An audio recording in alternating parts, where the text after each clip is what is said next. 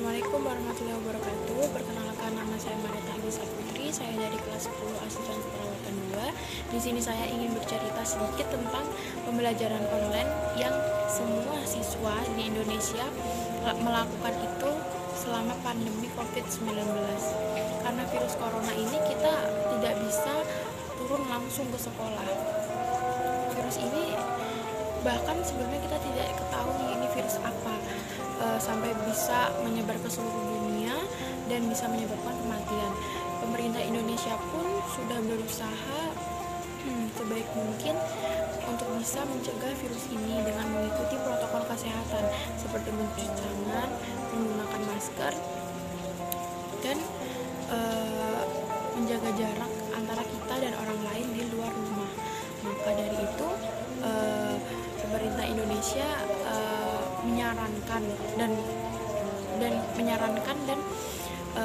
melarang kita untuk keluar rumah, karena banyak di luar sana kita bertemu dengan orang-orang lain dan yang kita tidak tahu mereka positif atau tidak, positif COVID atau tidak.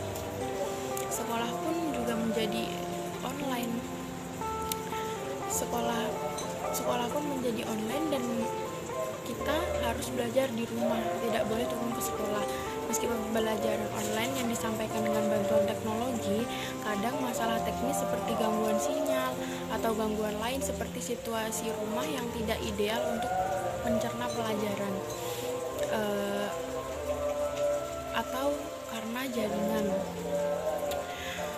Sekolah online pun bisa melalui via mana saja. Contohnya ini seperti melalui Classroom, via Classroom, via WA, WhatsApp atau YouTube, untuk guru-guru bisa men-sharing semua materi yang akan kita pelajari. Dan tidak semua siswa bisa paham dengan pembelajaran online ini, tetapi kita sebagai siswa akan berusaha untuk memahami semua yang ibu dan bapak guru sampaikan secara online ini.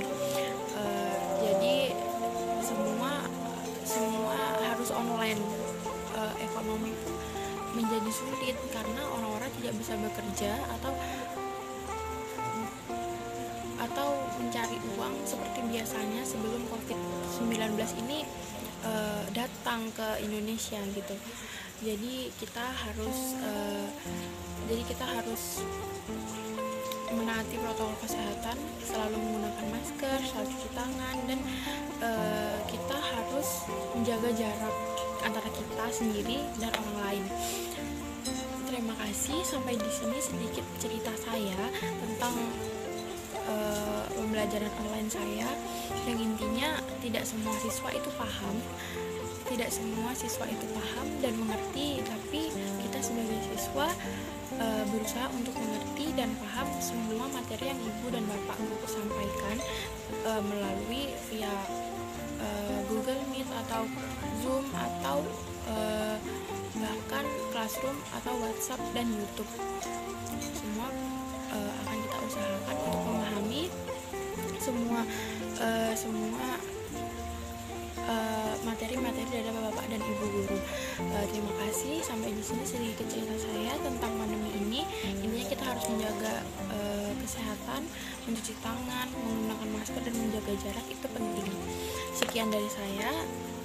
Assalamualaikum warahmatullahi wabarakatuh. Waalaikumsalam warahmatullahi wabarakatuh. Nama saya Indah Octavia Liani, kelas X Askep 2. Saya akan sedikit bercerita pengalaman saya selama belajar online. Indonesia memang sedang mengalami pandemi COVID-19. Pandemi ini tidak kami harapkan sebelumnya. Sangat sedih dengan adanya pandemi seperti ini, karena sangat berpengaruh besar bagi kehidupan masyarakat, terutama bagi perekonomian dan pendidikan. Masyarakat menjadi lebih waspada dan antisipasi agar tidak tertular pandemi COVID-19. Tidak bisa dianggap sepele pandemi ini, karena sudah beribu juta nyawa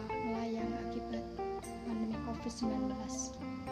Dan sampai saat ini pun masih banyak orang di luar sana yang berjuang untuk sembuh dari COVID-19.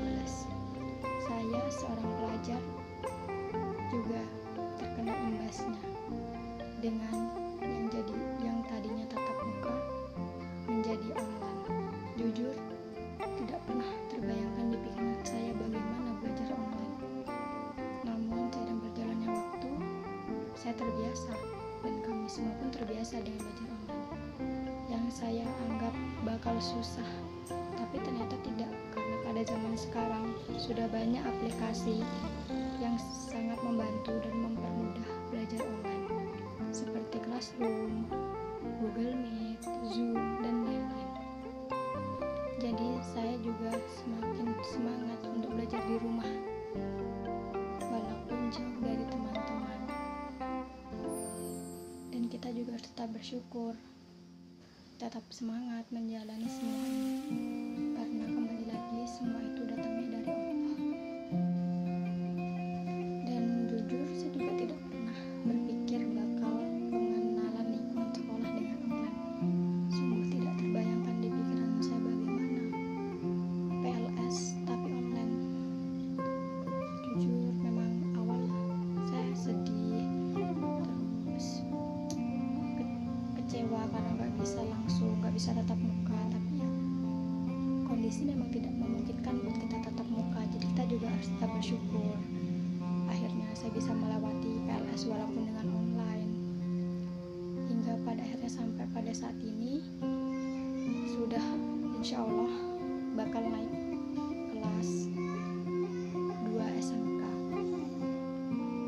Jadi intinya kita nggak boleh ngeluh duluan, kita harus jalanin.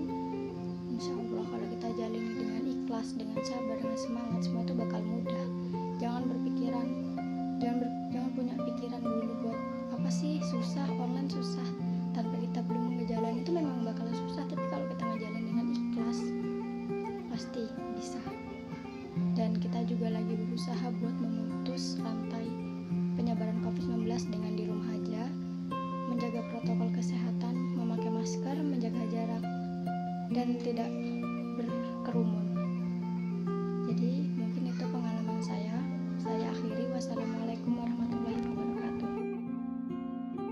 Assalamualaikum warahmatullahi wabarakatuh. Nama saya Misha Nabila Nanda dari 10 Asisten Keperawatan 2. Saya di sini akan menceritakan sedikit pengalaman pribadi saya mengenai belajar di rumah selama adanya virus COVID-19. Sejak adanya virus COVID-19 yang berlangsung dari bulan Maret 2020 sampai sekarang, menjadikan tempat ibadah, tempat wisata, bahkan sekolah pun terpaksa ditutup. Aktivitas belajar mengajar pun berubah menjadi daring atau PJJ, pembelajaran dari jarak jauh. Pengalaman saya belajar di rumah yang pasti ada suka dan dukanya.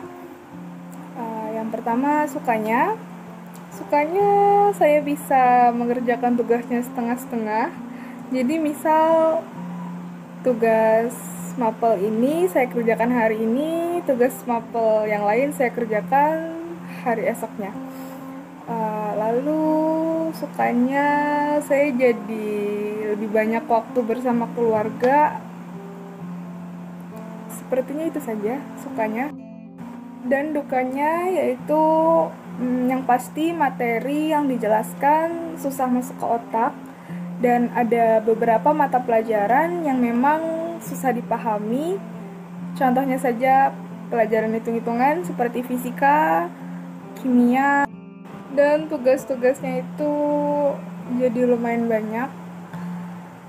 Apalagi tugas membuat video, karena pas pembuatan videonya itu tidak hanya sekali rekam, pasti berkali-kali rekam karena memang ada suara-suara yang mengganggu. Itu kendalanya. Lalu dukanya yaitu menjadi cepat bosan karena yang kita lihat hanya tempat-tempat itu saja dan tidak ada aktivitas langsung bersama teman-teman baru. Mungkin itu saja pengalaman pribadi saya mengenai belajar daring di rumah. Tetap berdoa semoga virus ini cepat menghilang, cepat pergi agar kita bisa kembali sekolah offline, bertemu teman-teman baru. Untuk sekarang tetap di rumah, mematuhi protokol kesehatan, cuci tangan dengan sabun, memakai masker, dan menjaga jarak. Segitu saja dari saya. Jika ada kesalahan kata, mohon dimaafkan. Wassalamualaikum warahmatullahi wabarakatuh.